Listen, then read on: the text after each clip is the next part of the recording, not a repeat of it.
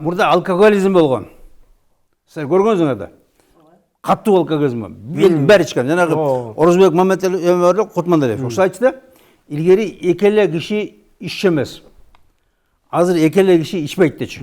Ошо 90-жылдар биздин офиске келчү. Ошо айтчу. Илгери экеле киши иччү, азыр экеле киши ичпейт. Молда менен кемпир ичпейт. Бирок көрдүңөрбү, тыйылды. Мына Горбачевдун убагында давай жүзүмдөрдүн баарын жууп салабыз деди. Анан кийин баарын жабабыз деди, анан кийин андропокола баарын камайм деди. Бирок алкоголизм, самогон баарын бир нерсе болуп ушунда да токтото албай койду. Бирок алхамдулилла анан кийин мусулмандар чыгып арам экен, тиги бул деп ушунда отуруп тыйыла баштады. Анан мына мисалы силер эгерде ишенбесеңер, мына өлүктү 3 күнгө кармап отурган болчу. 3 күн арак иччү.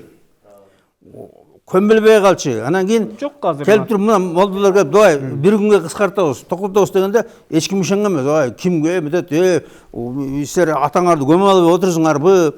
Как будто тирилте турган сүйлөчү да.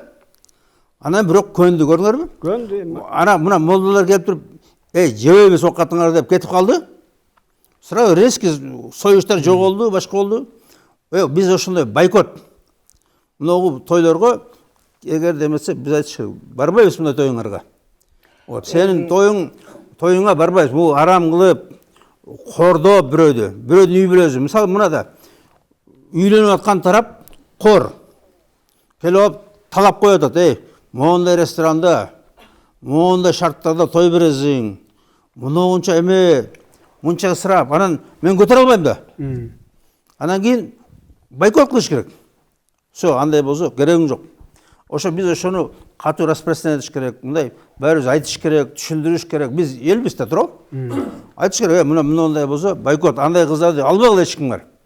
Келелектеле уже бүттү, сенин чөнтөгүңө колун салып атат. Сенин мүлкүңө.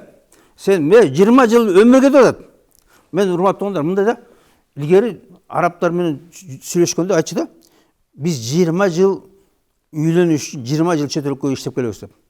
Анан мен мынтип ойлошум, ушу эл эмне деген эл, тем более динди билген эл, кантип ушуга барды?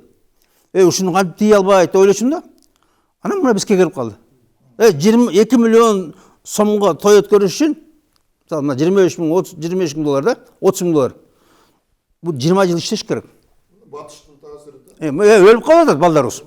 Ошол жерден балдарыбыз өлүп калып атат. Мына 200, груз 200 күн жыл сайын 300 киши келип атат Москвадан, башка жерден.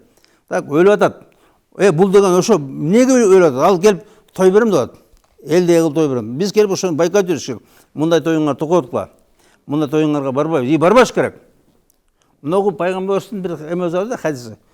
Силерден мурда коомдордо жанагы эмелери, улуулар келип туруп, кой демишетип, анан өздөрү ошо отуруп алчу эди дасторконго. Улуулары келип туруп кой дейт да. Туура сүйлөйт.